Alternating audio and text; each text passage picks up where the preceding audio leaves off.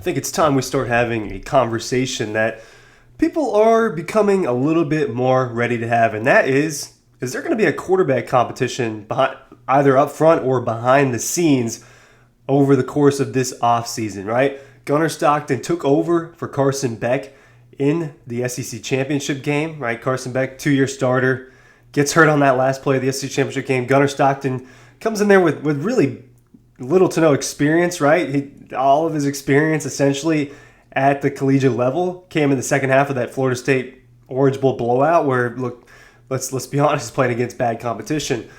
Gunnar became Georgia's guy in the postseason, and the team really rallied around him. I did a story about that while we were down in New Orleans and talked about how trust is what they were working with at the Sugar Bowl. And I'll get into that, a little bit of that in a second, and a little bit of my conversations with the players down there. But the truth of the matter is, Kirby likes competition. And this is an elite football program. This is a program where nothing's handed to you, and you've got to fight to get on the field. If something was handed to these guys, Ellis Robinson, the number one cornerback recruit in a long time, and one of the top 2 or 3 prospects in that class from last season, he would have been out there over Daniel Harris, Dalen Everett, Julian Humphrey if things were handed to you. So that's just an example of, hey, you've got to go in there and earn your spot. Has Gunnar Stockton already earned the Georgia starting quarterback spot? I'm not here to stir drama. I'm here to have a legitimate conversation about this thing, because the truth of the matter is, I've seen Ryan Puglisi behind the scenes, and I've seen clips of him from high school, and there's a lot of talent there with his arm, and he's a bigger quarterback, right? More of that 6'3", traditional frame that you're kind of looking for in your signal caller. Not quite as mobile as Gunnar Stockton, and Gunnar Stockton obviously is a guy that's not afraid to run and a guy that Georgia wants to use in the run game. But look, Jacob Eason, former quarterback, talked about how in the offseason it was a competition between him and Jake Fromm heading into that 2017 season, even though he was the starter the previous season. And Jake went in there and I guess pushed him to his limits, and Jacob's injury ended up being what thwarted Jake Fromm out there and to hold that starting job. So that's why this is a legitimate question. We've seen it over and over. There was a quarterback competition between Carson Beck and Gunnar Stockton and Brock Vandorf a couple years ago. This is just how it goes. So is Gunnar Stockton the starting quarterback? For sure. Does Puglisi have a chance to take that over? That's why I'm talking about it, because I think that it's at least worth the conversation. Ryan Cully from Dawg Post here talking about this quarterback competition, maybe, right? So like I said, I'm not here to stir drama. I know that some people, they're all about Gunnar, and I get it.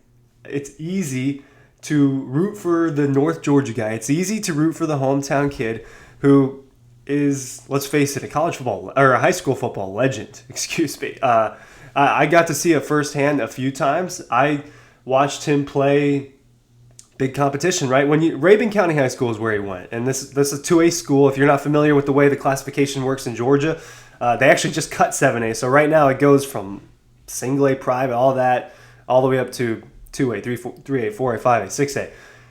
I believe Rabun is still a 2A school. It was at least at the time when Gunnar was there, and so they weren't playing good competition all the time, and Gunnar was crushing it, right? On his way to having his name at the top or close to the top of all of the significant records that a quarterback can hold in the state of Georgia. His name is next to or above guys like Deshaun Watson, Jake Fromm, Trevor Lawrence, Justin Fields, those guys. Those are the guys that Gunnar kind of outpaced in terms of a statistical level at the high school level. And it's easy to root for that. It's easy to root for the quiet kid.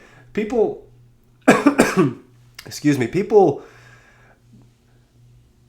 the truth of the matter is that people were getting over Carson Beck, and they were over the interceptions. They were over all the extra stuff that came with Carson Beck, whether that's rightful or not, whether that matters or not.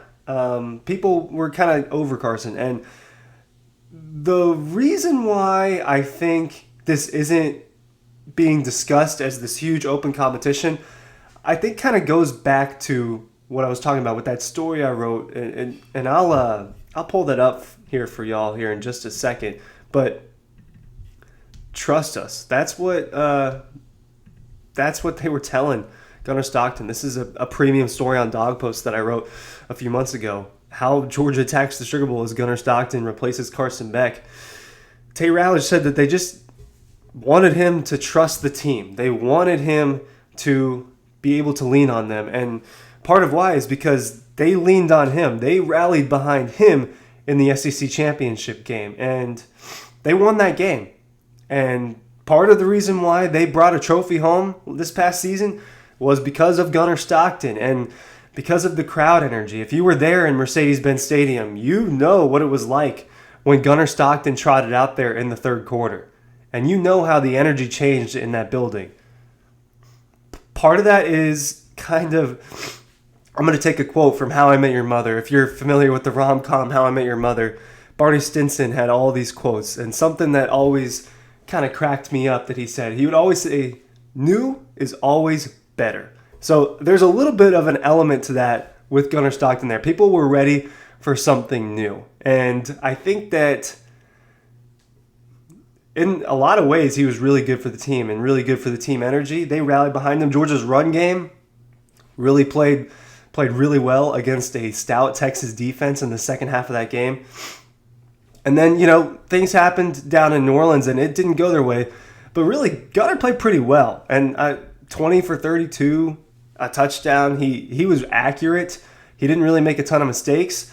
There are things that I think that over time Gunnar will get better at. And I think Gunnar has the opportunity to be a really good quarterback. But it kind of goes back to it. I think Ryan Puglisi, I'm just going to tell you straight up. This is how I feel, and this is to me is the truth when I watch. Ryan Puglisi has a more talented arm than Gunnar Stockton. So if Ryan Puglisi puts this thing together and really balls out during spring, really balls out during fall camp, and it is kind of a quiet quarterback competition, I guess what I want to tell you is just not to be surprised if Ryan wins that job. But I'm not saying I'm predicting that. I'm not sitting here and saying that this is this big quarterback competition that's going to be publicized and everything. But I think just assuming that Gunnar is going to win this job and remain the starting quarterback is, to me, a little naive, knowing how Kirby operates, knowing how competitive that this Georgia football program really is. So that's how I feel about that. What is the background on Ryan Puglisi? He's up from Connecticut, right? Didn't kind of in a similar sense to Gunnar. Didn't play a lot of great competition, but the difference is Gunnar had all these records and really, really balled out at the state of Georgia. And obviously, look, let's face it, Georgia football is much better than Connecticut high school football, and that's not even close. But he has a cannon, Ryan Puglisi, and that ball comes out quick. And there are traits with him that you look for in a starting quarterback that aren't necessarily there with Gunnar. Gunnar's got a strong arm. He doesn't have an absolute bazooka, and I maybe bazooka adjacent is a way to describe Ryan Puglisi's arm. And another minor concern, which I think is fair for people to talk about, even if, look, Kirby or a football coach would just tell us that we don't know what we're talking about, but it's noticeable that Gunnar Stockton's release and getting the ball out is just not as quick, and there are going to be little instances where that hurts the team. What you get with Gunnar is you get a guy that knows how to play the position. You get a guy that has guts. You saw the way he got right back up when that Texas defender blew him up and blew his helmet off. So you get those things with Gunnar Stockton. You get the fact that the team backed him, that Trevor Etienne backed him so much, that Nate Frazier backed him, that Tate Ratledge, who one of his best friends is Carson Beck and his former roommate, backed him and just talked about the work ethic and talked about how important Gunnar was to the team. And you saw Kirby Smart crying, tearing up after the SEC championship game when he was discussing how he felt about Gunnar Stockton and what Gunnar Stockton meant to the Georgia football program. It is hard to replicate that, and that is what Ryan Puglisi is up against. He's up against how Georgia feels about Gunnar, and they feel really good. And things did not go well in New Orleans, and that, to me, and I think to a lot of people, really wasn't on Gunnar Stockton. The defense did its job, but Georgia couldn't score. And it doesn't help when, excuse me, like I said, fighting off a little bit of a cold the last few days. It doesn't help when receivers aren't catching balls all the time. It doesn't help when Georgia loses. One of the most important times in a football game is the last few minutes heading into halftime and the first few minutes heading out of halftime. And Georgia got obliterated in those minutes. That's where they lost the game against Notre Dame down in New Orleans. Otherwise, what are we talking about here? Are we talking about Georgia heading to the national championship to play Ohio State in Atlanta? I think Georgia would have beaten Penn State. It's just how I feel. So we're close. We were very close to Gunnar Stockton being a really big hero and kind of never looking back with this thing. But I think that it's worth talking about with Ryan Puglisi. We know that there's competitions in these off seasons. Carson Beck wasn't just handed the job in 2023. Stetson Bennett certainly wasn't handed the job in 2021. Oh my goodness. And in 2020, he had to fight for it. And he had to keep fighting for it. Right? So that's why I want to talk about this. It's not because I think Gunnar is not very good and Ryan's better than him. It's because the fact of the matter is nothing's set in stone. And nothing's set in stone. And that's a week-to-week basis, honestly, with the Georgia football program. So I'm going to talk about this a little bit more because I have more points and I didn't get it all. You know what? I'll talk for a couple more minutes. One of the other reasons why I have a sliver of doubt with Gunnar, and it's not about me doubting his capabilities, but something I always kind of questioned. Carson was struggling so much over that month-long stretch in the middle of the season, and they never turned to Gunnar. They believed in Carson. Is that loyalty? Is that they thought Carson was just much better? Is that they thought that Gunnar just wasn't ready? I have my questions about that, and that's my other thing with it. But look, they showed no sign of being worried about him being in the lineup when it came to the postseason, and the team didn't either. I think that they're going to rally around them. Thanks for watching.